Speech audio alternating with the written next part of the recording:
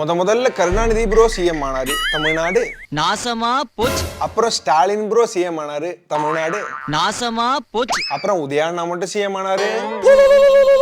என்னடா ஏன் அப்படின்னா எங்க கருப்பு பொட்டால இருக்கிறவர தமிழ்நாடு வளர்ச்சி அடையிறது அப்படின்றது அது நடக்கவே நடக்காது. பாத்தீங்களா, அவர் வாயால அவரே உண்மையை சொல்லிட்டாரு நம்ம ஜெயகடா. கலைஞர் குடும்பத்துல பிறந்த ஒரே காரணத்துக்காக நான் அரசியலுக்கு வரணும்னு கிடையாது. பல சீனியர்ஸ் இருக்கும்போது நான்லாம் அமைச்சராக முடியாது அப்படின்னு பல புஸ்கு பொழுகு போட்ட உதயாண்ணா நாளைக்கு சிஎம் கேண்டிடேட்டா வந்தா கூட ஆச்சரியப்படுறதுக்கு ஒண்ணுமே கிடையாது. ஏன்னா எப்படி நாய் வாழை நிமித்த முடியாதோ கருங்கல்ல கரைக்க முடியாதோ அதே மாதிரி உதயாண்ணா வாயில இருந்து உண்மையை எதிர்பார்க்க முடியாது. அதனாலதான் யாரோ ஒரு பையன் அவன் பாட்டுல உண்மை பேசும் உதயா கேட்டேன் அப்படின்னு பாடியிருப்பான்.